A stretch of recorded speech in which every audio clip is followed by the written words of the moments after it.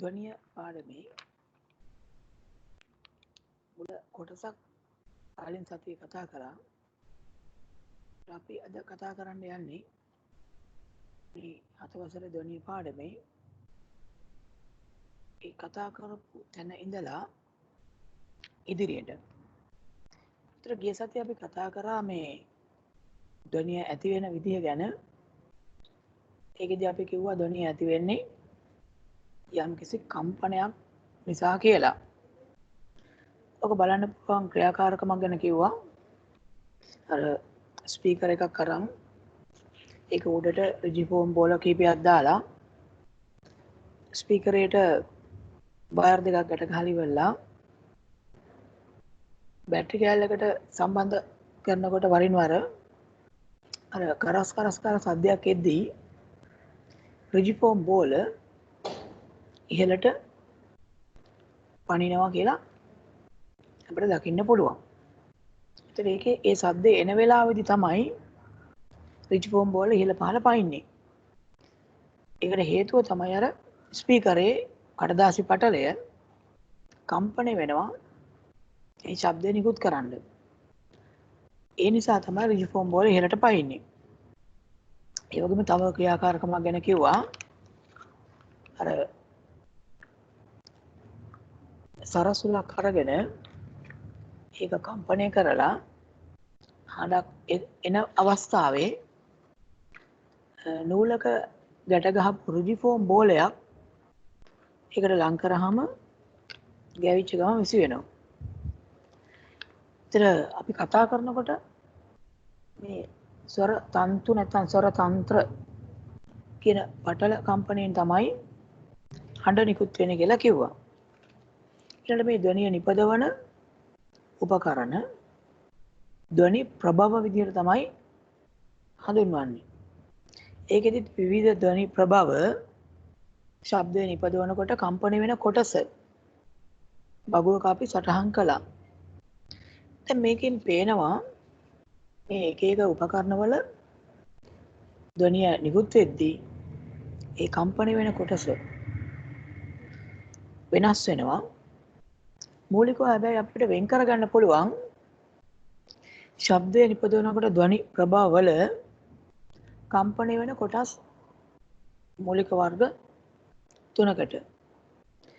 සමහර ඒවා මේ කම්බි එහෙම නැත්නම් තත් කම්පණය වෙනවා.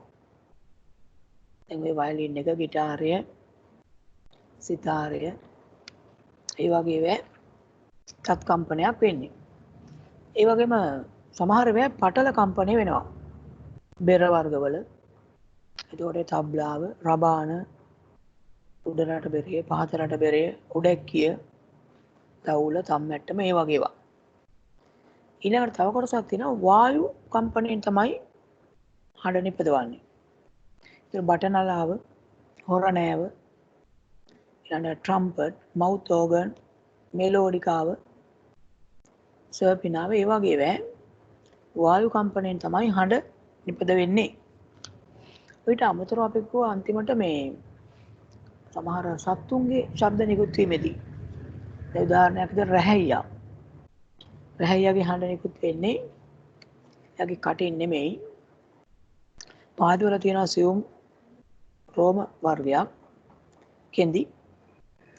ඒ එක පාදයක තියෙන රෝම නැත්නම් ඒ කෙන්දි අනිත් පාදයෙන් පිරිමැදීම නිසා තමයි හඬ ඇති වෙන්නේ. ඒ වගේම මීමැස්සගේ ගුමු ගාලා හඬක් එනවනේ. ඒ හඬ එන්නේ අර පියාපත් වේගයෙන් චලනය වීම නිසා. ඉතින් මේ විදිහට මේ විවිධ කම්පන නිසා තමයි හඬ ඇති වෙන්නේ.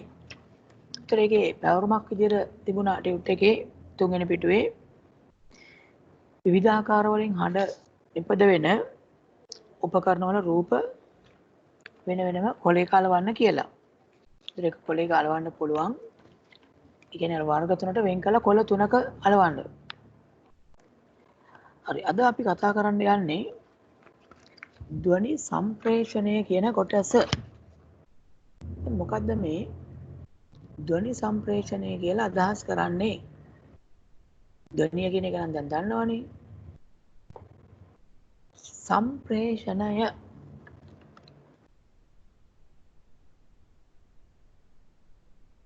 සම්ප්‍රේෂණය කියන්නේ එතකොට සම්ප්‍රේෂණය කියන එකෙන් දැන් ඔය ගුවන්විදුලි සම්ප්‍රේෂණය කියන වචනේ එහෙම අහලා තියෙනවනේ. ඒ සම්ප්‍රේෂණය කියන එකෙන් අදහස් කරන්නේ මොකද්ද?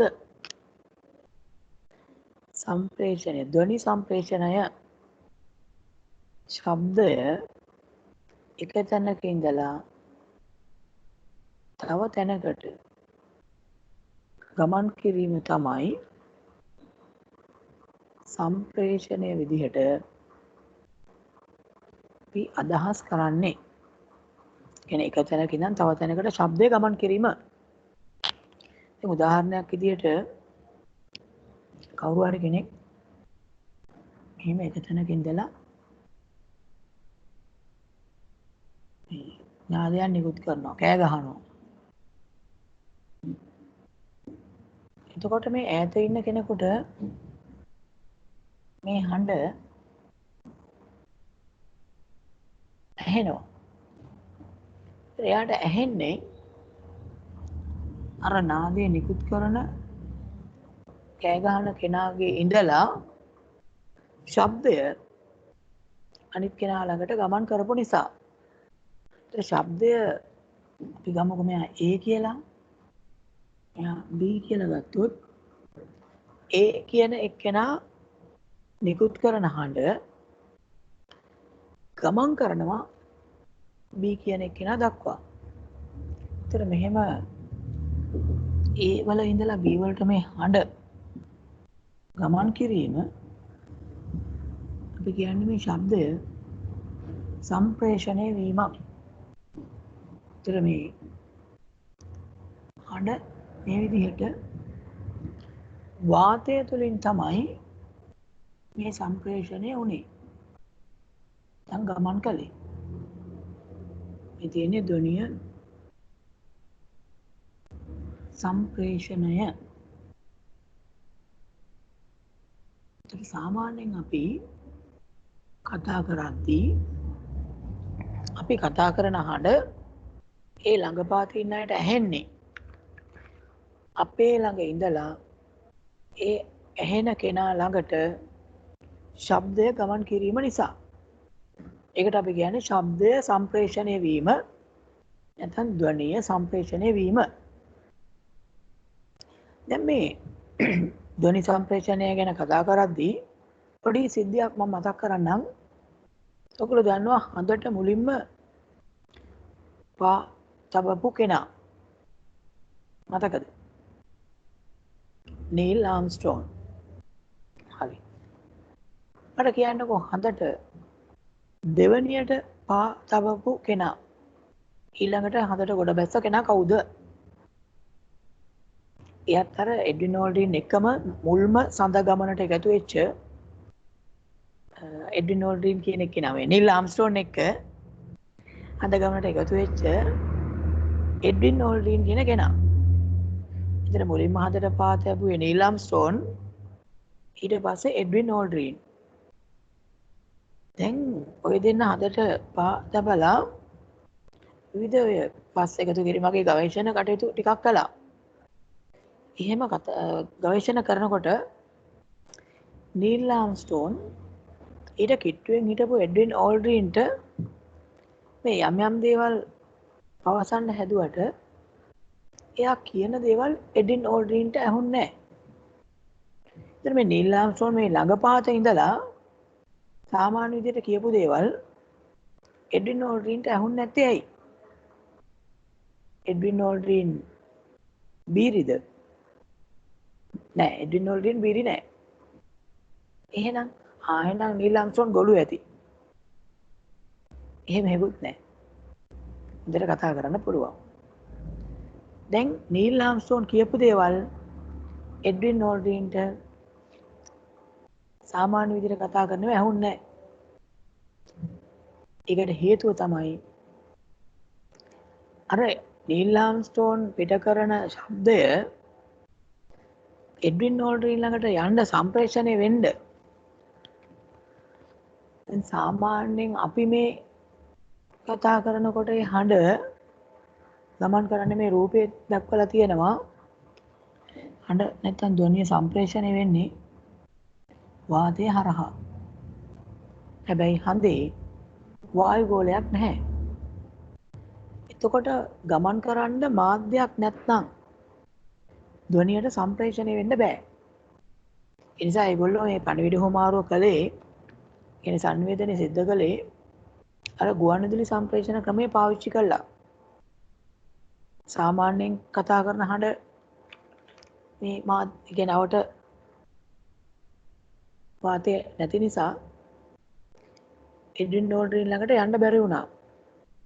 ඒතර ගුවන්විදුලි පණිවිඩ හුමාරු ක්‍රමෙන් තමයි කතා කළේ අදහස් හුමාරු කළේ. ඒතර මේ දැන් අපි කතා කරන එකත් ළඟපාතේ ඉන්නට ඇහෙන්නේ මේ වාතය තුලින් ගමන් කිරීම වගේ. ඒතකොට එහෙම මාධ්‍යයක් නැති වුණා නම් මෙතන තමන් ඉන්න තැන ඔයගොල්ලෝ කොච්චර කෑ ගැහුවත් ළඟ ඉන්න කෙනෙකුට ඒක ඇහෙන්නේ නැහැ. ඒ හින්දා මේ ධ්වනිය ගමන් කරන්න යම්කිසි මාධ්‍යයක් වුමනා වෙනවා. මාධ්‍යයක් නැති තැනක ධ්වනියට සම්ප්‍රේෂණය වෙන්න බෑ. හොඳයි. ඔයගොල්ලන්ගේ ටියුට් එකේ 4 වෙනි පිටුවේ උඩම තියෙනවා ධ්වනි සම්ප්‍රේෂණය කියලා. ඒ කොටුවක් තියෙනවනේ. එතන අපි පොඩ්ඩක් ලියමු. අප කතා කරන හඬ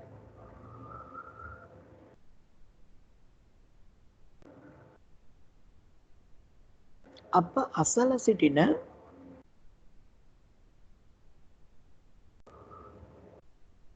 අප කතා කරන හඬ අප අසල සිටින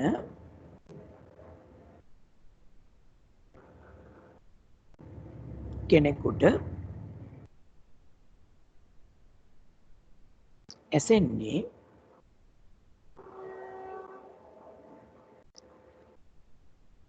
එම හඬ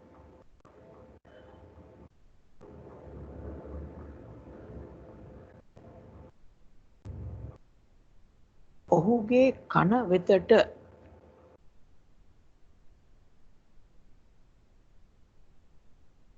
ළඟා වීම නිසාය.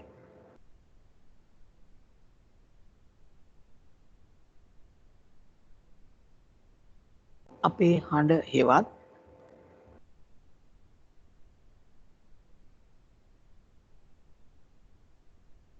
අප නිකුත් කරන ශබ්දය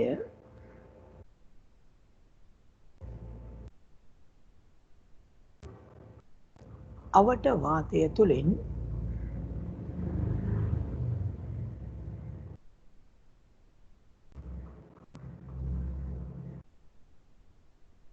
අනෙක් පුද්ගලයාගේ කන වෙතට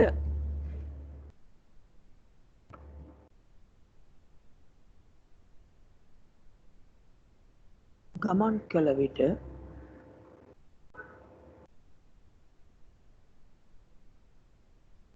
ඔහුට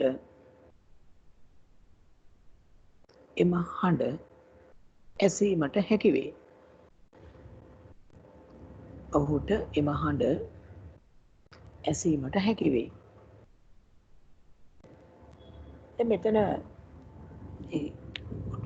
පල්ලෙහා පොඩියට ටිකක් මෙන්න මේ රූපයක් පොඩියට සටහන් කරලා තියන්න. ගොඩාක් ලොකුවට අඳින්න ඕනේ නැහැ. එතන මේ හඬ නිකුත් කරන කෙනෙක් ඉන්නවා. ඒ කියලා එතන ඉඳලා B කියන කෙනා දක්වා මේ වාතය තුලින් ධ්වනිය සම්ප්‍රේෂණය වෙනවා. රූපය අඳින්නකෝ. පොඩියට අඳහම ඇති.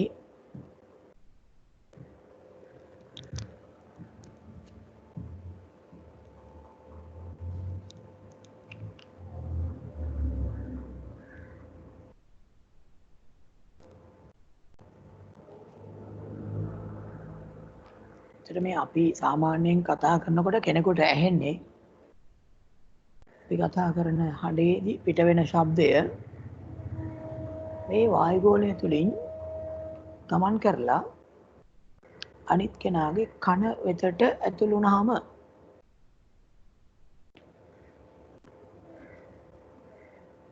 හොඳයි. ඊට පස්සේ බලන්න ඒකෙම වෙනම කොටු කරපු තැනක වාක්‍යයක් තියෙනවා. ඒකේ තියෙන්නේ ධ්වනි සම්ප්‍රේෂණය යනු එක් තැනක සිට තවත් ස්ථානයකට ධ්වනිය හෙවත් ශබ්දය ගමන් කිරීමයි. එහෙනම් දැන් ධ්වනි සම්ප්‍රේෂණය කියලා කියන්නේ එක තැනක සිට තවත් තැනකට ධ්වනිය හෙවත් ශබ්දය ගමන් කිරීම. ඔය වාක්‍ය highlight කරන්නකෝ.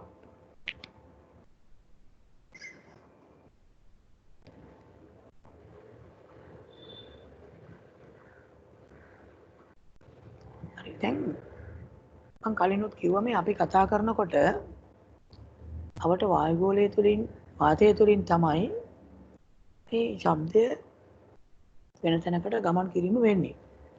ඒතකොට හදේදී මොකද්ද උනේ? හදේ වායුගෝලයක් නැහැ. ඒ නිසා ශබ්දය නිකුත් කළාට සම්ප්‍රේෂණය වෙන්න බෑ. දැන් මේක අපිට බලන්න පුළුවන්. ඒ කියන්නේ ශබ්දය ගමන් කරන්න මාධ්‍යයක් තමයි වාතය අවශ්‍යද කියන එක සරල ක්‍රියාකාරකමක් කරලා විද්‍යාගාරේ කරන්න පුළුවන් පොඩි ක්‍රියාකාරකමක් මේ තියෙන්නේ. මේකට ගන්නවා වීදුරු වලින් හදලා තියෙන විද්‍යාගාරයේ තියෙන ඉන්න මේ වගේ උපකරණයක්. මේකට කියන්නේ ගන්ටා සරාව කියලා. ගන්ටාරාවක් වගේ නිකන් හැඩයක් තියෙනවා. වීදුරු වලින් හදලා තියෙන්නේ. එතන මේ හරහා හැබයක් හයි කරලා එතෙන්ට ඒකෙන් වයර් දෙකක් ඇතුළට දානවා. ඊට පස්සේ ඒකට මේ පහලින් විවෘත වෙන තියෙන්නේ මේක ඇතුළට විදුලි සීනුවක් හයි කරනවා.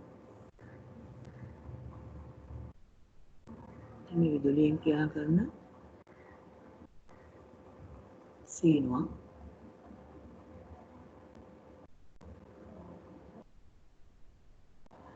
පිටතින් විදුලි සැපයුමක් ලබා දෙනවා.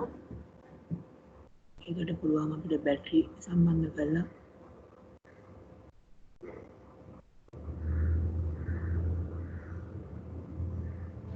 ස්විච් එකක් දාලා අඩුපතේ හදන්න. මේ ස්විච් එක සම්ප්‍රත කරාම ඒ කියන්නේ ඔන් කළාම මේ විදුලි සීනුව නාද වෙනවා. ඒතර අපිට මේ හඬ ඇහෙනවා. දැන් මේ උපකරණේ තියන්නේ විශේෂ මේසයක. මේ වගේ මේ මේසයක් උඩ මේක තියෙනවා. මේ මේසයේ තියෙනවා සිදුරක්. ඒ සිදුරට නලයක් හයි කරලා මේ නලය සම්බන්ධ කරනවා රික්ත පොම්පය කියලා උපකරණයකට. එකකින් කරන්නේ වාතය ඉවතට ඇදීම. ඒ කියන්නේ මේ ගන්ටාසරාව කියන උපකරණය ඇතුලේ වාතය තියෙනවනේ. අන්න ඒක ඉවතට අදින්න පුළුවන් මේ උපකරණයෙන්. අර වැකුම් කිරීමක් කරන්නේ. රික්ත පොම්පය.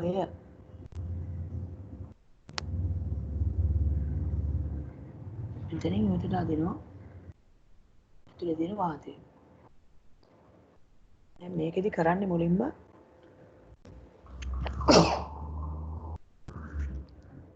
ඉස්සෙල්ලාම ස්විච් එක දාලා විදුලි සීනුව නාද වෙන්න ඉඩ අරිනවා. එතකොට අපිට මේ විදුලි සීනුවේ හඬ ඇහෙනවා. ඊට පස්සේ ටික වෙලාවකින් රික්ත පොම්පය ක්‍රියාත්මක කරනවා. එතකොට ටිකක් වෙලා යද්දී අපිට අර විදුලි සීනුවේ හඬ ක්‍රමයෙන් ඇහෙන එක අඩු වෙනවා. අඩු වෙලා ඊට පස්සේ සම්පූර්ණයෙන් මේ ශබ්දය ඇහෙන්නේ නැතු වෙනවා. දැන් මේ සිද්ධිය වෙන්නේ කොහොමද? මේ රික්ත පොම්පේ මොකද කරන්නේ කියලා මං කිව්වනේ. රික්ත පොම්පෙන් කරන්නේ මෙන්න මේ ඝණ්ඨාසරාව ඇතුලේ තියෙන වාතය ඉවතට ඇදීම. මේ තියෙන විදුලි සීනුව. ඒතර මුලින් විදුලි සීනුවේ හඬ ඇහිලා ටික වෙලාවකින් හඬ අඩු වෙලා ඇහෙන්නේ නැතුව යන්නේ. මේ ඇතුලේ තියෙන වාතය ඉවත් වුණාම ඒ වාතය ටික ටික අඩු වෙලා මේක ඇතුලේ වාතය ඉවත් වුණාම රික්තයක් ඇති වෙනවා. කියන්නේ කිසිම මාධ්‍යයක් නැති තැනකට කියන්නේ රික්තයක් කියලා. කියන්නේ වාතයවත් නැති තැනක්. එතන මේ ඝණ්ඨාසරාව ඇතුලේ මුලින් වාතය තියෙනවා. රික්ත පොම්පේ මගින් වාතය එළියට ඇද්දාම වාතය නැති අවකාශයක් තමයි ලැබෙන්නේ. අන්න එතකොට මේ ධ්වනිය නැත්නම් ශබ්දය විදුලි සීනුවේ ඉඳලා පිටතට සම්ප්‍රේෂණය වෙන්නේ නැහැ. ඒ කියන්නේ මේක ඇතුලේ වාතය තිබුණොත් මාධ්‍යයක් තිබුණොත් විතරයි ශබ්දයට මෙතන ඉඳලා මෙහෙම ඉවතට එන්න පුළුවන් වෙන්නේ. මේ මාධ්‍යයක් නැති වුණොත් මේ ධ්වනිය සම්ප්‍රේෂණය වෙන්නේ නැහැ. ඒක තමයි ටික වෙලා ගියාට පස්සේ ශබ්දය අඩු වෙලා ඇහෙන්නේ නැතුව යන්නේ. වාතය ටික ටික අඩු වෙනකොට සම්ප්‍රේෂණය අඩු වෙලා රික්තයක් ඇති වුනහම ඒ වාතය සම්පූර්ණයෙන් ඉවත් වුනහම ධ්වනිය පිටතට සම්ප්‍රේෂණය වෙන්නේ නැහැ. ඒකයි මේ නිරීක්ෂණයට හේතුව. හරි ඉස්සෙල්ලා මේකේ බලන්න එතන තියෙනවා ක්‍රියාකාරකම දෙක කියලා. පහත ආකාරයට ඝණ්ඨාසරාවක් ගෙන එය තුළ විදුලි සීනුවක් රඳවනු ලැබේ. එය නාද වීමට සලස්වා රික්ත පොම්පයකින් වාතය ඉවතට අදිනු ලැබේ. හරි ඉස්සෙල්ලා මේ රූප සටහන කොටුව ඇතුලේ අදිමුකෝ. කොටස් ටික නම් කරගෙන අදින්න.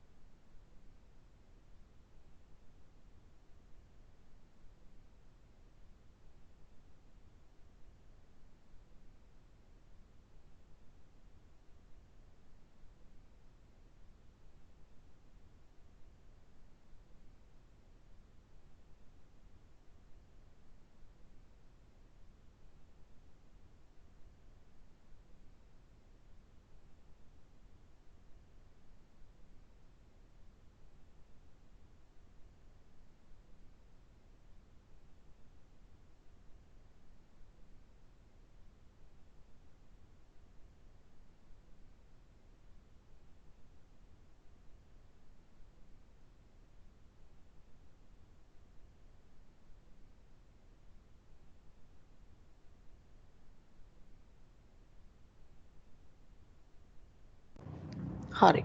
දැන් ඉවරද?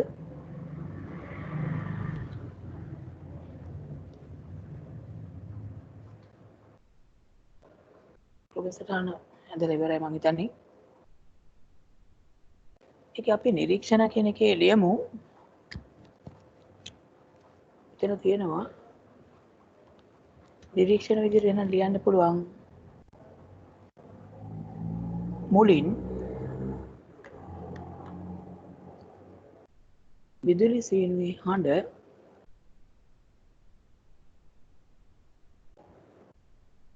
එසෙයි.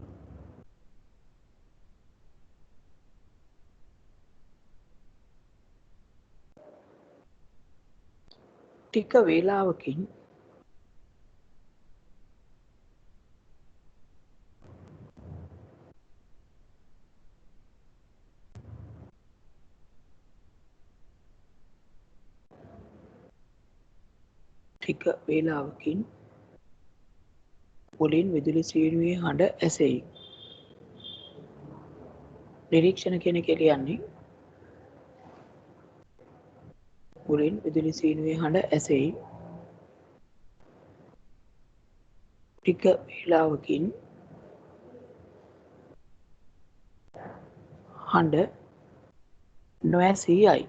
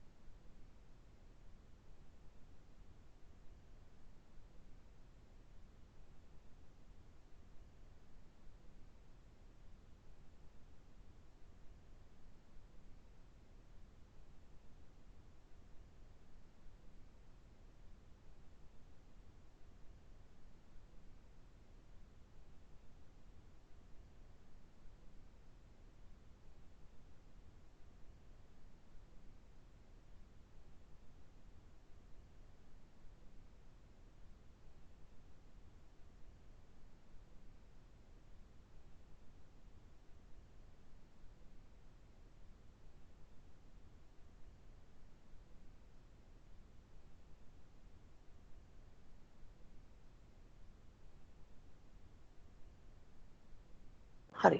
මේ ඊට පස්සේ ඒකේ තියෙනනේ පැහැදිලි කිරීම කියලා එකක්. පැහැදිලි කිරීමත් ලියමු. විදුලි සීනුව මුලින් නාද වන විට එහි සිට විදුලි සීනුව මුලින් නාද වන විට එහි සිට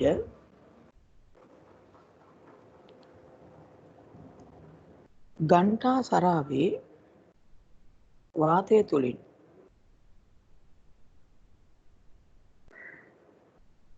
ශබ්දය පිටතට පැමිණේ. එහි සිට ඝණ්ඨා සරාවේ වාතය තුලින් ශබ්දය පිටතට පැමිණේ. එවිට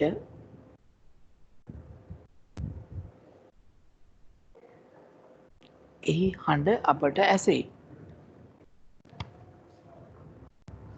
එවිට එහි හඬ අපට ඇසේ.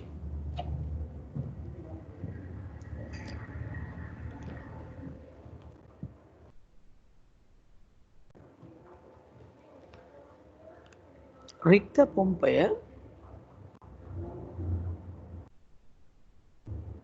ක්‍රියාත්මක කළ විට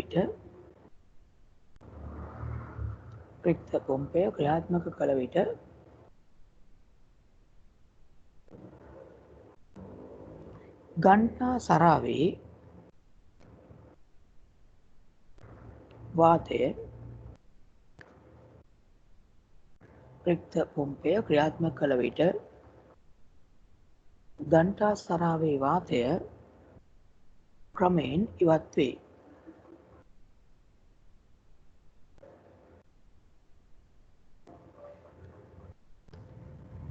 දැන් අර පස්වෙනි පිටුවේ ඉඩ තියෙනවා දිගටම ලියන්න යන්න පුළුවන්.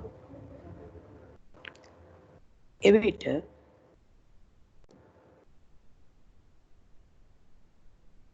වාතය නොමැති නිසා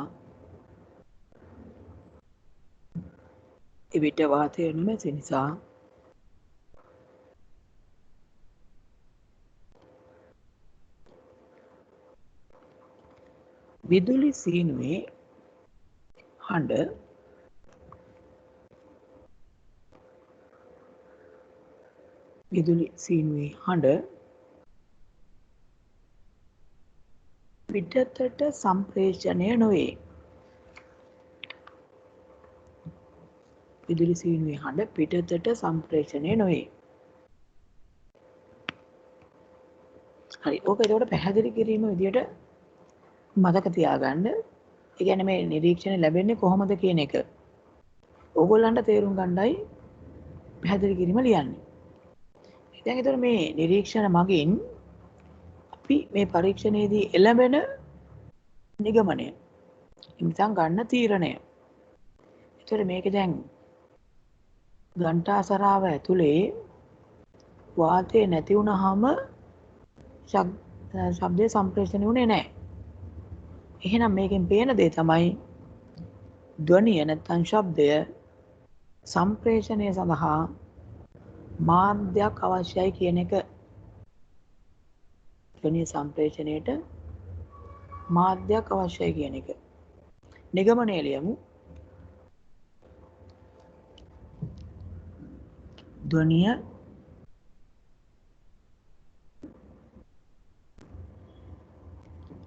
සම්ප්‍රේෂණයට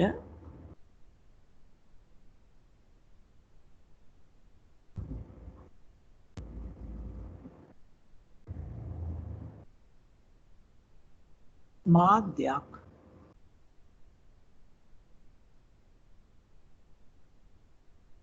අවශ්‍යය.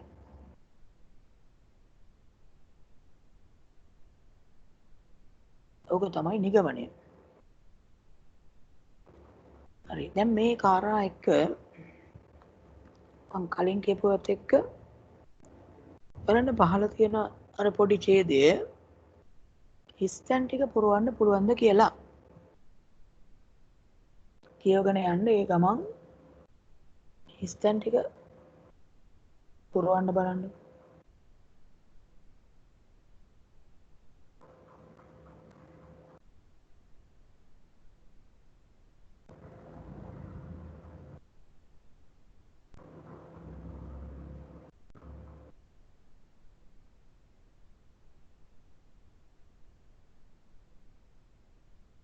හරිද? පිරෙව්වද? බලමු. අප කතා කරන විට තවත් අයෙකුට එම හඬ ඇසෙන්නේ වාතය තුළින් ධ්වනිය මොකද එතෙන්ද දාන්නේ? වඩාම හොඳ වචනය තමයි සම්ප්‍රේෂණය.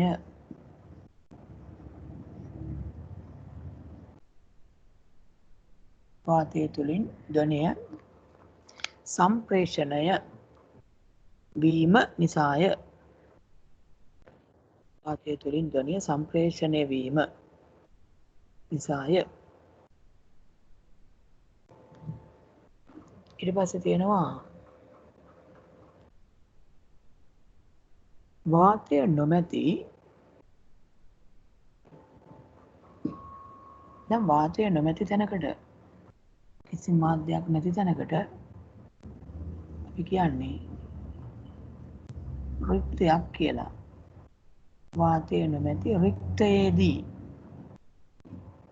වාතය නොමැති රික්තයේදී කතා කළ විට ළඟ සිටින අයෙකුට වුවද නොඇසේ.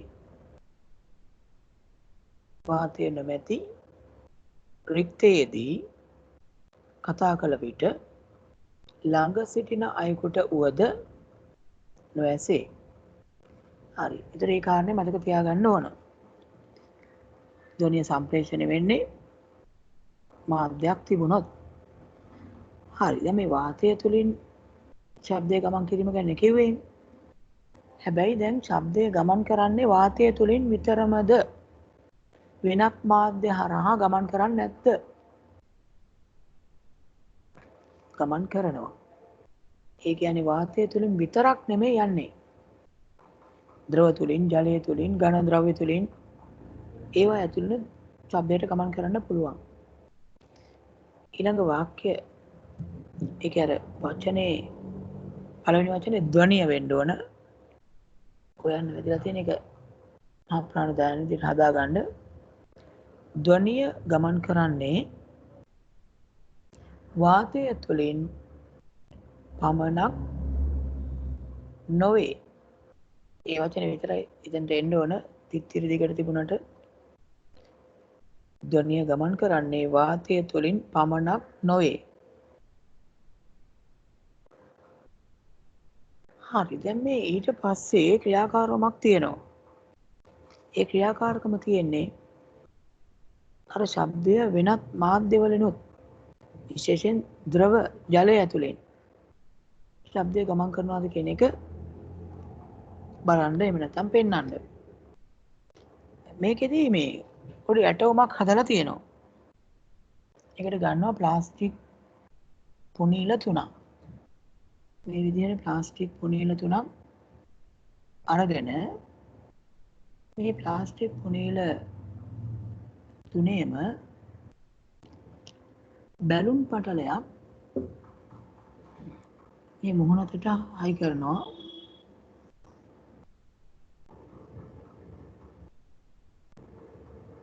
හයි කරලා අපිට පුළුවන් මේකට රබර් පටියක් දාන්න.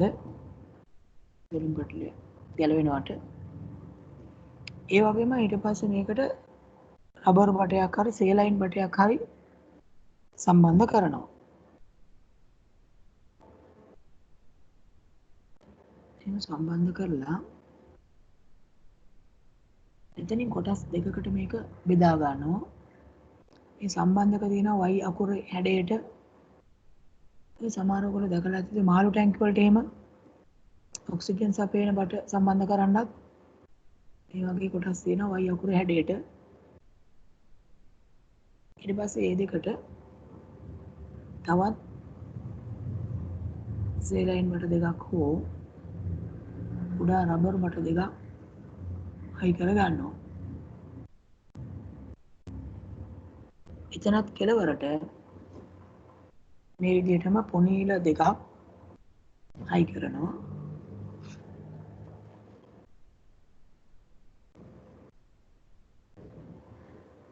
ඒ පොනීල වලත් මුහුණට ඉට පුළුවන් බැලුන් පැටලයක් දාන්න.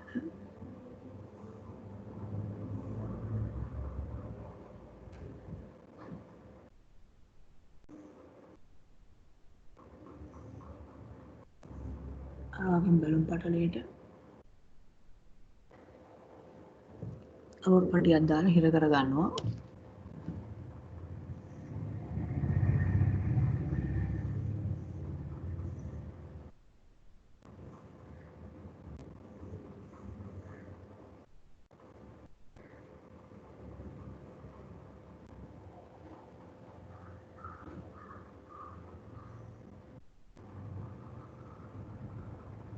හරි. දැන් මෙන්න මේ වගේ උපකරණයක් හදා ගන්නවා ඇටවුමක්. ඒතර මේ මෙහෙම නල 3ක් සම්බන්ධ කරලා තියෙනවා.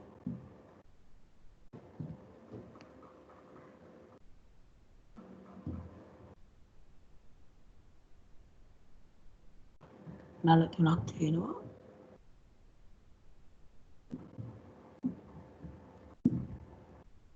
එතන සම්බන්ධක කොටසක් තියෙන්නේ. පුනීල 3යි.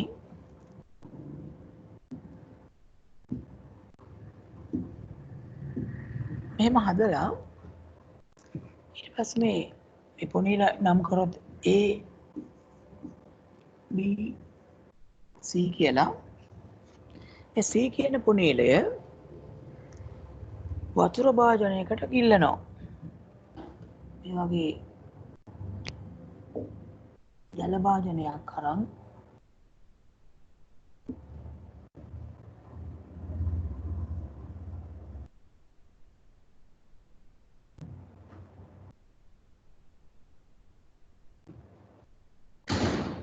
මේක දැන් මේ විදිහට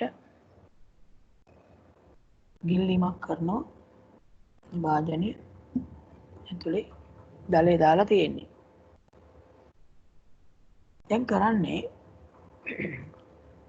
අර C කියන පොනීලය දාලා තියෙන ජල භාජනයේ ඒ පොනීලයට ටිකක් ඈතින් යකඩ ඇන දෙකක් හරි මේ හැඳි දෙකක් හරි මොනවා හරි ගැටීමෙන් ශබ්දය ඇති කරන්න පුළුවන් කොටස් දෙකක් අරගෙන එකට ගැටෙන්න සලස්වලා නාදයක් ඇති කරනවා. මේ විදිහට එකට ගැටීමක් ඇති කරලා මේ ශබ්දයක් ඇති කරනවා වතුර ඇතුලේ. ඊට පස්සේ මේ A B කියන පුනීල දෙක මේ කන් දෙකට ලං කර ගන්නවා. එහෙම කෙනෙක්ගේ කන් දෙකට මේක ඉට්ටු කරාම අර ජලය ඇතුලේ ඇති වෙන ශබ්දය පැහැදිලිව මෙයාට ඇහෙනවා. දැන් මේ C පුනීලය වතුරෙන් උඩට අරගෙන අර ඇන දෙක එකට හැප්පුවට මේ උඩ ඉන්න කෙනාට අර හඬ එහෙම පැහැදිලිව ඇහෙන්නේ නැහැ. දැන් මෙතන සිද්ධ වෙන්නේ මේ ඇන ගැටෙනකොට ඇති වෙන ධ්වනිය ජලය තුලින් මේ පුනීලය දක්වා එනවා. ඊට පස්සේ ඒකේ නල ඔස්සේ කන වෙතට පැමිණෙනවා. හැබැයි දැන් පුනීලය ජලයෙන් උඩට ගත්තාම මේ වාතය ඔස්සේ ඉබේ මේ ශබ්දය පැමිණීම ටිකක් දුර්වලයි. ඒ නිසා ඇහෙන්නේ නැහැ. දැන් මේ පුනීලය වෙතට ඇන ගැටෙන තැන ඉඳලා ශබ්දය ආවේ වාතය තුලින් නෙමෙයි ද්‍රව තුලින් ජලය තුලින්. මේකෙන් පැහැදිලි වෙන කාරණය තමයි ශබ්දය මේ ජලය තුලිනුත් තමයි ද්‍රව මාධ්‍ය තුලිනුත් ගමන් කරනවා කියන එක. එතන මේ ක්‍රියාකාරකම 4 කියන එකේ තියෙනවා ප්ලාස්ටික් පුනීල වලට බැලුම් පටල සවි කර රබර් නල හෝ සේලයින් බට වලින් පහත ලෙසට සම්බන්ධ කරන්න. එක් පුනීලයක් C කියන පුනීලය ජලය තුලට ඇතුල් කර ජලය තුල ලෝහ දෙකක් එතන එන්න ඕන ගැටීමට සලස්වන්න. A හා B පුනීල කන් දෙකට වෙන්න ඕන. කන් දෙකට තබා නිරීක්ෂණය කරන්න. එතකොට නිරීක්ෂණය තමයි අර ජලය තුල ලෝහ ගැටෙන හඬ පැහැදිලිව ඇහෙනවා. නිරීක්ෂණයේ විදිහට ලියමු. ජලය තුල ලෝහ ගැටෙන හඬ ජලය තුල ලෝහ ගැටෙන හඬ පැහැදිලිව ඇසේ.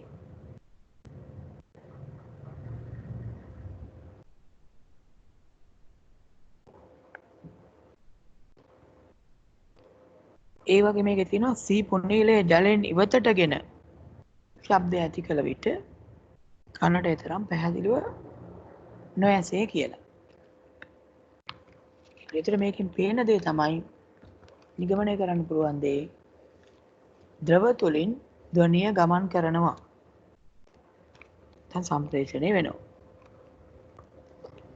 එතන නිගමනය අපි ලියමු. ද්‍රව තුලින්ද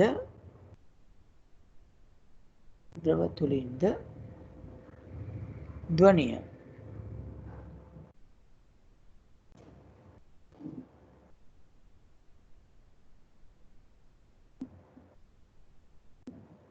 සම්ප්‍රේෂණය වේ.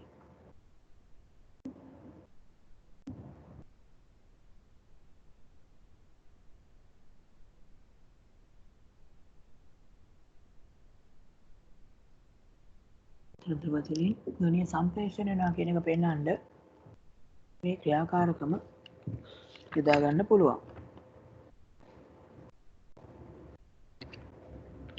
දැන් මේ ද්‍රව තුලින් ධ්වනිය සම්ප්‍රේෂණය වෙනකොට ඇත්තටම වාතය තුලින් සම්ප්‍රේෂණයට වඩා හොඳින් වේගයෙන් ශබ්දය ගමන් කරනවා. මේකට පොඩි උදාහරණයක් ගත්තොත් සමහර අවස්ථාවල ඔය ගම් වතුර ගලලා මේ පාරවල් ගොඩබිම් යට වෙලා තියෙද්දි ඈත පාරක වාහන ගමන් කරන ශබ්දය වෙන්දට වඩා හොඳට අර පාරට දුරින් තියෙන ගෙදරක ඉන්න කෙනෙකුට ඇහෙනවා. ඒ සාමාන්‍ය දවස්වල ඇහෙනවට වඩා හොඳට. හැබැයි එතකොට අර සම්පූර්ණ පොළව වතුරෙන් යට වෙලා තියෙන්නේ. මේකෙදි වෙන්නේ අර හඬ නැත්නම් ධ්වනිය මේ විදිහට මේ පාරේ වාහන යනකොට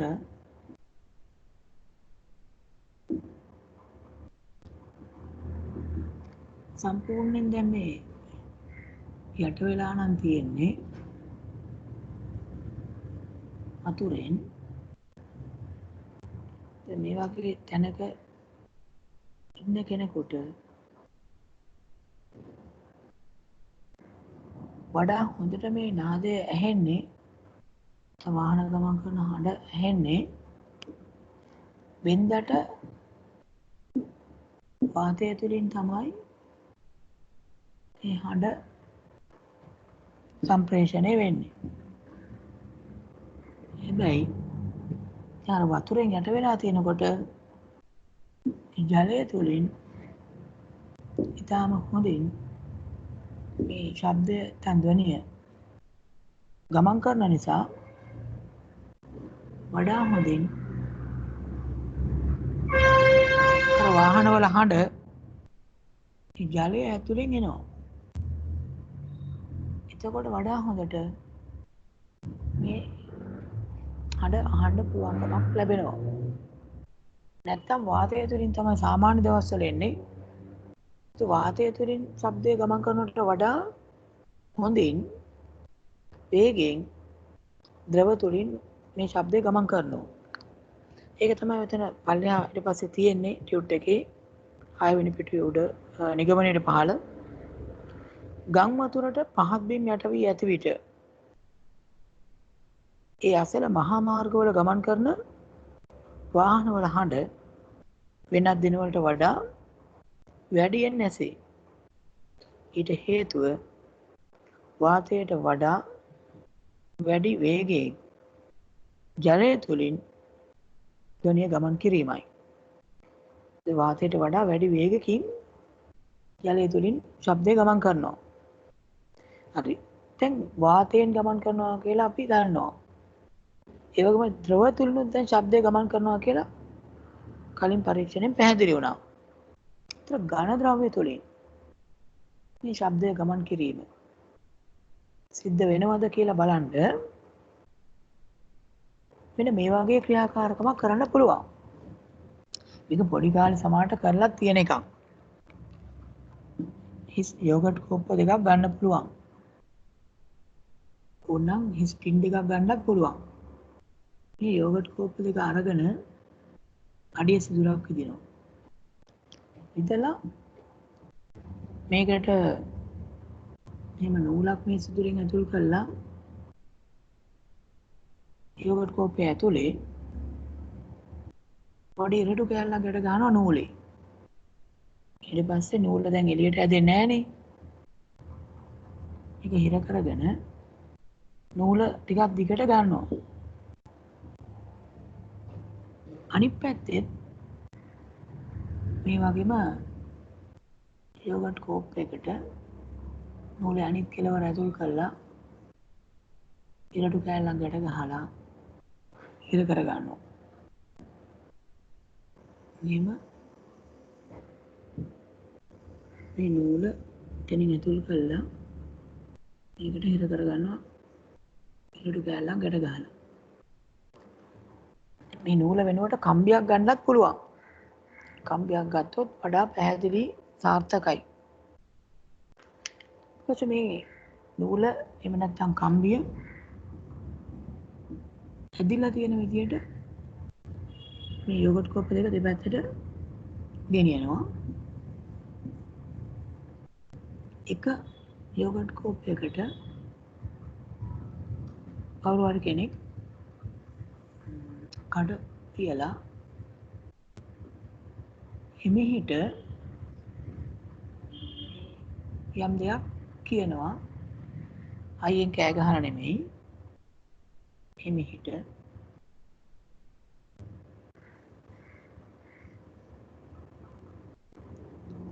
අනිත් කෙනා යෝගට් කෝප් එකට කන තියෙනවා.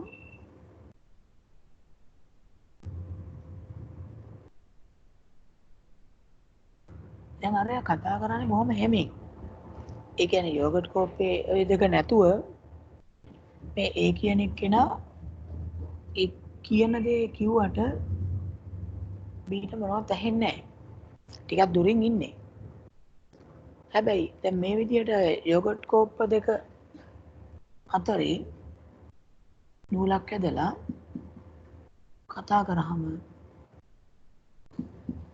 බී කියන එක්කෙනාට ඊටම පැහැදිලිව අර හඬ කියන දේ හොඳින් ඇහෙනවා. දැන් මෙතන ඒක වෙන්නේ කොහොමද? මේ යෝගට් කෝප්ප සහ නූල අයින් කරලා ඒ කතා කරපු විදිහටම ඒ කියන එක්කෙනා කතා කරාම බී කියන එක්කෙනාට ඇහෙන්නේ නැහැ. හැබැයි මේ ඇටවුරු සකස් කරලා කතා කරාම පැහැදිලිව කතා කරන දේවල් බීට ඇහෙනවා. එහෙනම් ශබ්දය මේ නූල දිගේ ඒ ඉඳලා බී දක්වා ගිහින් තියෙනවා. නූල කියලා කියන්නේ ඝන ද්‍රව්‍යයක්. ඒක තුලින් ශබ්දේ ගමන් කරන නිසා තමයි හඬ ඇහෙන්නේ. මේක අපිට යොදා ගන්න පුළුවන් ඝන ද්‍රව්‍ය තුලින් ධ්වනිය ගමන් කරනවා කියන එක පෙන්වන්න. මේකේ තියෙනවා ක්‍රියාකාරකම් විස්තර කළා. යෝගට් කෝප්ප දෙකක් හෝ ටින් දෙකක් ගෙන ඒවා අතර නූලක් සම්බන්ධ කර ඇදී සිටිනසේ තබා ගන්න. දෙදෙනෙකු එකතු වී එක් අයෙකු යෝගට් කෝප්පයට කට තබා සෙමින් කතා කළ විට දැන් හයියෙන් නෙමෙයි කතා කරන්නේ. ඒ කියන්නේ එයා කතා කරන එක බීට සාමාන්‍ය වාතය තුලින් ඇහෙන්නේ නැහැ. අනෙක් කෙළවරේ කන තබුව විට හොඳින් එය ශ්‍රවණය වේ. හරි එතන මේ රූපය අඳින්න කොටුව ඇතුලේ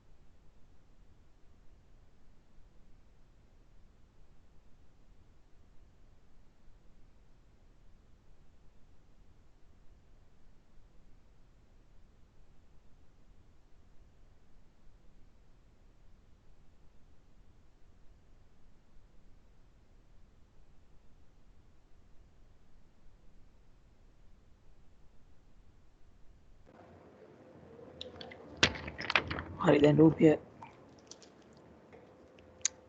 ඉවරයි නේද?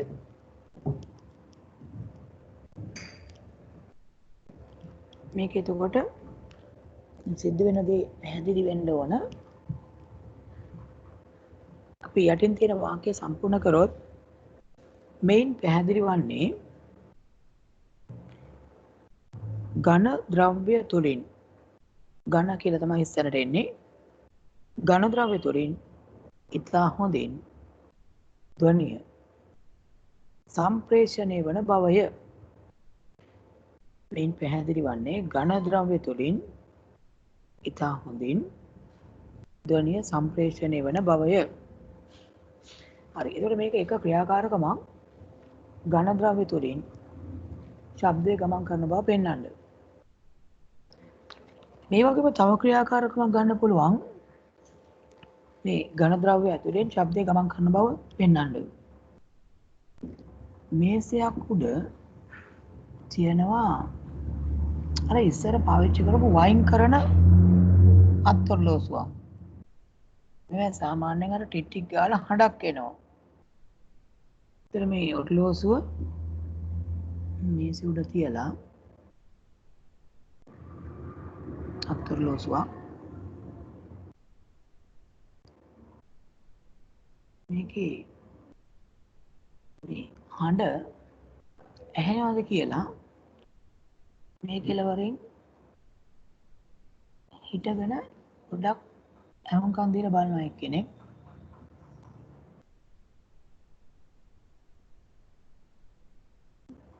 නමුත් එයාට කිසිම ශබ්දයක් ඇහෙන්නේ නැහැ. හැබැයි ඊට පස්සේ මෙයා පොඩ්ඩක් කන මේසයට තියලා ඇහුම්කම් දීලා බලනවා. මෙහෙම මේසයට කන තියලා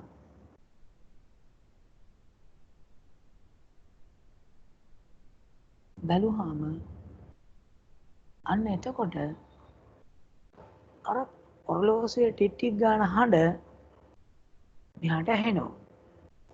එතකොට දැන් වාතය තුලින් එයාට ඔරලෝසුවේ හඬ කන වෙතට සම්ප්‍රේෂණය වුණේ නැහැ. දැන් මෙතන වෙන්නේ මේ මේසේ ලෑල්ල දිගේ මේ ශබ්දය සම්ප්‍රේෂණය වෙනවා කන වෙතට. ඒ හින්දා තමයි ඇහෙන්නේ. පොඩ්ඩක් ඔය රූපේ ලකුණු කරගන්නකෝ.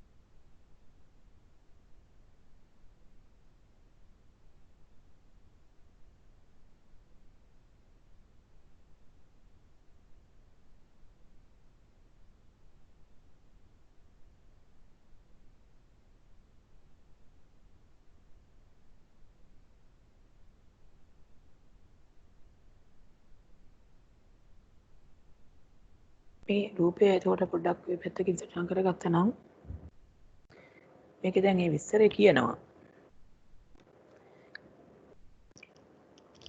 ඝන ද්‍රව්‍ය තුලින් ශබ්දය ගමන් කිරීම පහත ආකාරයටද පරීක්ෂා කළ හැකිය. ටික් ටික් හඬ නගන ඔරලෝසුවක් මේසයක කෙළවරක තබන්න. අනෙක් කෙළවරේ සාමාන්‍ය ලෙස සිටමින් ඔරලෝසුවේ ටික් ටික් හඬට සවන් දෙන්න. බොහෝ විට ඒ හඬ අර දැන් හිටගෙන ඉන්න කෙනා ඉන්නවනේ. එයාගේ කනට ඇහෙන්නේ නැහැ. බොහෝ විට ඒ හඬ නොඇසේ. ඒ සාමාන්‍ය විදිහට හිටගෙන අහුම්කම් දෙනවා. බොහෝ විට හඬ නොඇසේ. ඉන්පසු ඔරලෝසුව ඇති කෙළවරේ නොව අනික් කෙළවරින් කන මේසයට තබා සවන් දෙන්න. එවිට ඔරලෝසුවේ ටික් ටික් හඬ හොඳින් ඇසේ. හොඳින් කියලා තමයි ඉස්සරට එන්න ඕන. එවිට ඔරලෝසුවේ ටික් ටික් හඬ හොඳින් ඇසේ. මෙමගින්ද ඝනද්‍රව්‍ය තුළින් ධ්වනිය සම්ප්‍රේෂණය වන බව පැහැදිලි වේ. හරි, එතකොට මේ ක්‍රියාකාරකමක් යොදා ගන්න පුළුවන් ඝනද්‍රව්‍ය තුළින් ශබ්දය ගමන් කරනවා කියලා පෙන්වන්න. ඉස්සෙල්ලා අර යෝගට් කොප්ප කම්බි සම්බන්ධ කරලා හදපු එකත් ඝනද්‍රව්‍ය තුළින් ශබ්දය ගමන් කිරීම පෙන්වන ක්‍රියාකාරකමක්. වෛද්‍යවරු භාවිතා කරන වේදනලාවේ පටලය සිරුරේ ඇතැම් අවයව සමග කම්පණය වෙමින් එම කම්පණය නිසා ඇතිවන ශබ්දය හොඳින් කන වෙතට ලබා දෙයි. වේදනාව කියන එකත් ඒ ශබ්දය හොඳින් අහුම්කම් දෙන්න පාවිච්චි කරන විශේෂයෙන් ශරීරයේ අවයව වල. ඒ වගේම ඉස්සර පාවිච්චි කරලා තියෙනවා එයා මේ පතල් වල යට ඉඳලා දැන් පතලක් මෙහෙම කපලා ඒකෙනුත් තව දෝනා කියලා තව හරහටත් කපනවා. ඉතින් මේ වගේ තැනක ඉන්න කෙනෙකුට ඒ කතා කරන එක මේ උඩ ඉන්න කෙනෙකුට ඇහෙන්නේ නැහැ. ඒකෙදි ඉස්සර ඉඳන්ම පාවිච්චි කරලා තියෙන ක්‍රමයක් මේ නලයක් පාවිච්චි කරලා තියෙනවා මෙහෙම උඩ ඉන්න කෙනෙකුට කතා කරන්න යට ඉඳලා මේ විදිහට ඒවට කිව්වේ කතානාල කියලා. කතානාල. ඒක මේ ඉස්සර පාවිච්චි කරපු ක්‍රමයක්. ඒ වගේම නැව්වල යට තට්ටුවේ ඉඳන් උඩ තට්ටුවේ ඉන්න අයට කතා කරන්න ඒ වගේ ඒවට පාවිච්චි වෙලා තියෙනවා මුල් කාලේ. අතීතයේදී පතල් ආකර නැව් ආදී සිට ඈතට ශබ්ද සම්ප්‍රේෂණය සඳහා කතානාල නම් උපකරණ වර්ගය භාවිතා කර තිබේ. එතෙන් ලියන්න වෙන කතානාල. ඊළඟට දැන් අර ද්‍රව තුලින් ජලය තුලින් ශබ්දය ගමන් කරනවා කියන එක හොඳින් ගමන් කරනවා කියන එක පෙන්වන්න පුළුවන් තව මේ කියන්නේ අවස්ථාවක් තමයි ඒ ඩොල්ෆින් ජලයේ තීව්‍ර ශබ්දයක් ඇති කරනවා. ඉතින් මේ ඩොල්ෆින්ගේ තීව්‍ර හඬ ජලයේ ඇතුලේ ඉන්න කිමිදුම් කරුවෙකුට හොඳින් ඇහෙනවා. හැබැයි ආ ගොඩට ආපුවාම ගොඩ ඉඳන් අහුම්කම් දෙනකොට සිහින් කෙඳිරියක් වගේ තමයි ඇහෙන්නේ. ඒකට හේතුව අර ජලය ඇතුලෙන් ඊටම හොඳින් මේ ශබ්දය ගමන් කරනවා.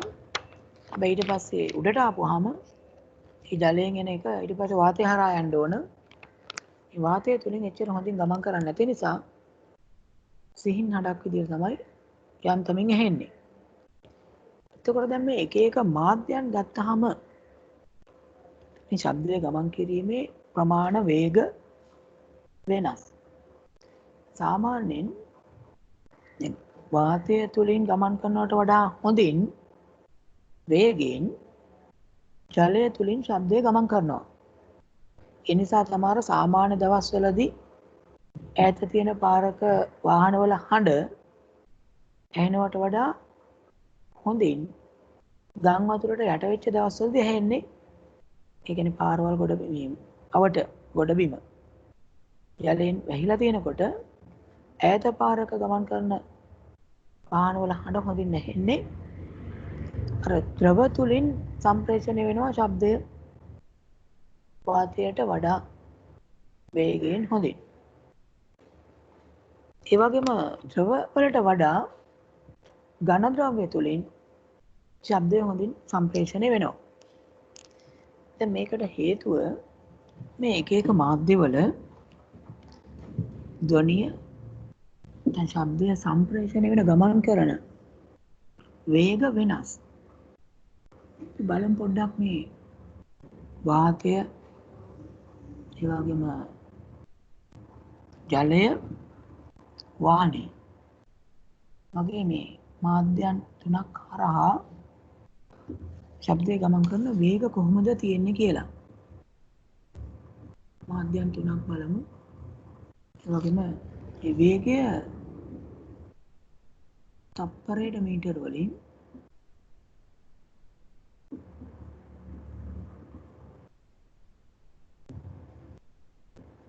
සටහන් කරොත් තප්පරයට මීටර වලින් මාධ්‍ය විදියට වාතය ගත්තාම වාතය කියන මාධ්‍ය තුලින්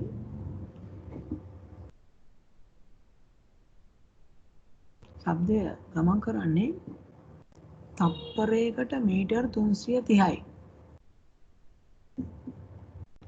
ඊළඟට ජලය තුලින් ශබ්දය ගමන් කිරීම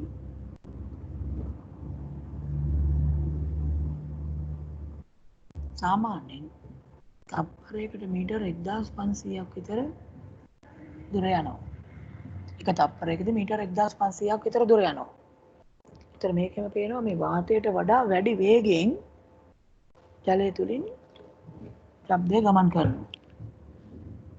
ඊළඟට අපි වානේ කියන ඝන ද්‍රව්‍ය තුලින් ශබ්දය ගමන් කිරීම බැලුවොත් සාමාන්‍යයෙන් මේ තප්පරයකදී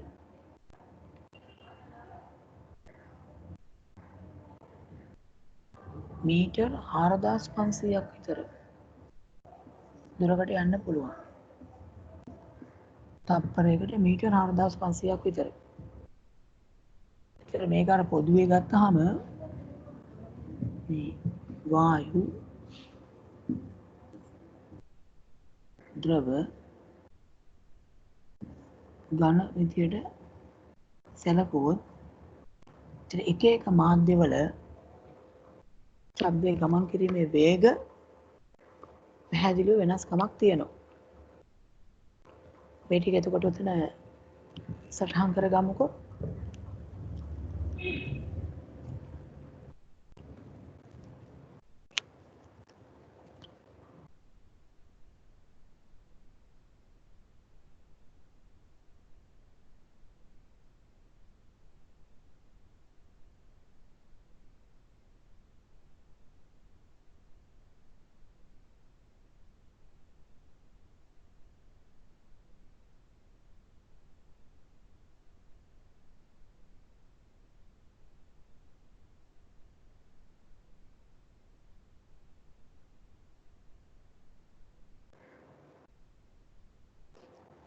වාතය තප්පරයට මීටර් 330යි. ජලය තප්පරයට මීටර් 1500ක් විතර. වානේ තප්පරයට මීටර් 4500ක් විතර. ජලය උනත් කලදී මිරිදී යම් යම් පොඩි පොඩි වෙනස්කම් තියෙනවා.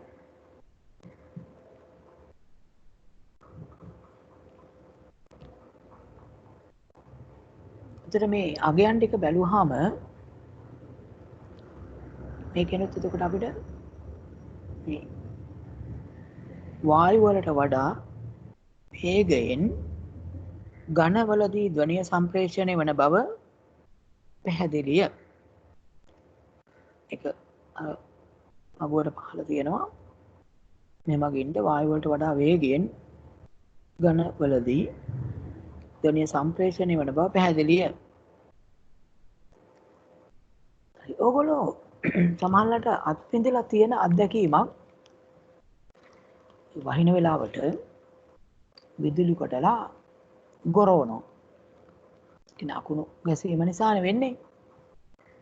හැබැයි අපි හැම වෙලේම දකින්නේ මුලින් විදුලි කොටලා ඊට පස්සේ තමයි ගොරවන හඬ එන්නේ.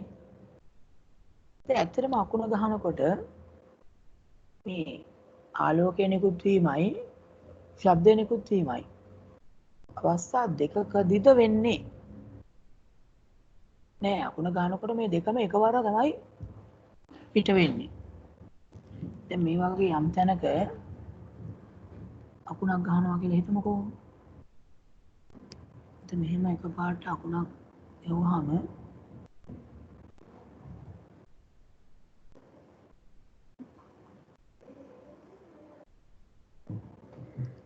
ශබ්දය සහ ආලෝකය කියන දෙකම මේකෙන් පිට වෙනවා. දෙකෙන් ඉවතට එනවා.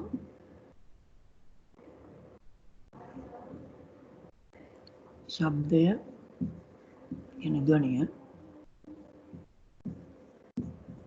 කියන්නේ ගොරවන හඬ, ඒ වගේම ආලෝකය. මේ දෙකම පිටතට එනවා. හැබැයි දැන් මේක ඈත ඉන්න කෙනෙක් පිටට එනකොට අපිට ඉස්සෙල්ලා පේන්නේ ආලෝකය. ඒකට හේතුව තමයි ශබ්දයේ වේගයයි ආලෝකයේ වේගයයි ගත්තාම ශබ්දයේ වේගයට වඩා ගොඩක් වැඩි ආලෝකයේ වේගය. මේ දෙන්නම ශබ්දය සහ ධ්වනිය මේ ආලෝකය මේ තියෙන අකුණ ගැසීම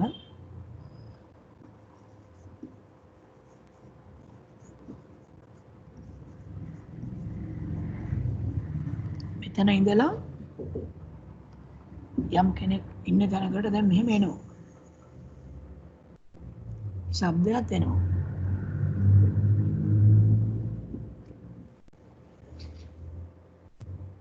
අපි හිතමු මෙතන කවුරු හරි ඉන්න කෙනෙක් ළඟට තමයි මේ ශබ්දය සහ ආලෝකය එන්නේ. හැබැයි ආලෝකයේ වේගය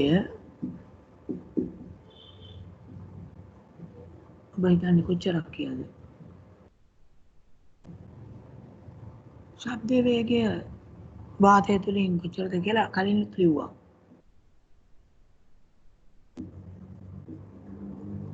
ශබ්දයේ වේගය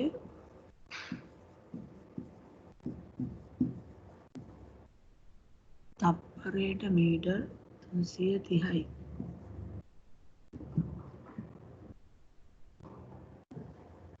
තප්පරයට මීටර්. ඔක සංකේත වල ලියන්නේ ms ඍණ 1 කියලා. මේක අත්‍යවශ්‍ය නැහැ. තප්පරයට මීටර් 330යි. ආලෝකයේ වේගය තප්පරයට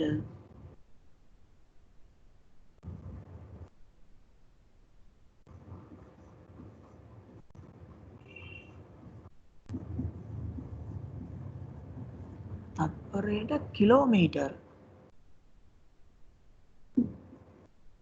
300,000. ලක්ෂ 3ක් 300,000 කියලා කියන්නේ. ඒතර පේනවා ඇති මේ වේග දෙකේ වෙනස. ඒ නිසා මොකක්ද වෙන්නේ? ඈත අකුණක් ගහපුවාම එතන ඉඳලා ශබ්දයයි ආලෝකයයි අපි ඉන්න තැනට එන්න පටන් ගන්නවා. හැබැයි ආලෝකයේ වේගය ඊටාම අධික හින්දා එයා ඉස්සෙල්ලාම අපි ළඟට එනවා. එතකොට අපිට විදුලි කොටනවා පේනවා. ඊට පස්සේ තමයි ශබ්දය එන්නේ. ඒතර ගොරෝණ හඬ විදියට ඒක පසුව අපිට ඇහෙනවා. හරියට මේක අර ඉබ්බගේ හා වගේ තරංගේ වගේ. හැබැයි අර මකදී නිදිය ගන්න නැහැ හාවා. නිදාගත්තා වගේ. ඒක තමයි හේතුව එතකොට. මේකේ තියෙන ඇතට අකුණු ගැසීමකදී විදුලි කැටීම මුලින් දැකිය හැකිය. නමුත් ගොරවන හඬ ඇසෙන්නේ පසුවය. ඊට හේතු පැහැදිලි කරන්න කියලා. හරි. ඔය කොටුව ඇතුලේ අපි ඉස්සෙල්ලා ලියලා ඉමු. ශබ්දයේ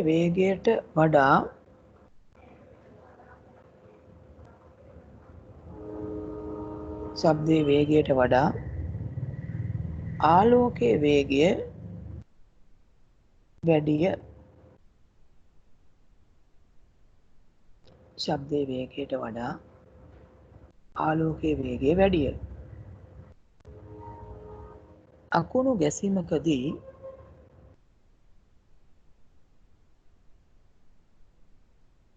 අකුණු ඇසීමකදී ශබ්දයත් ආලෝකයත්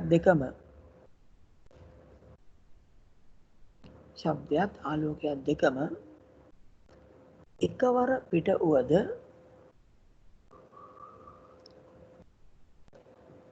ඈත සිටින කෙනෙකු වෙතට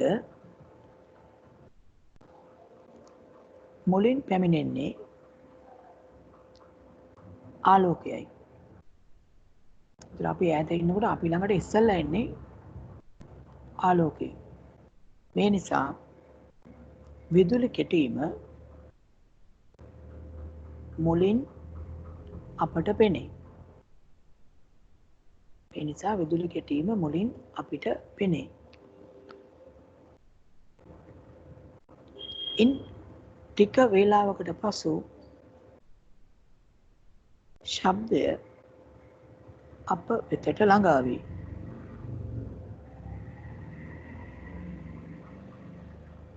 මේ නිසා ගොරවන හඬ පසුව ඇසේ. ඒක තමයි හේතුව මේ සිද්ධියට.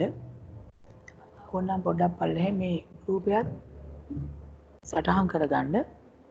ඒතර ආලෝකයේ වේගය තත්පරයට කිලෝමීටර් 300,000ක්. ශබ්දය තත්පරයට මීටර් 330යි.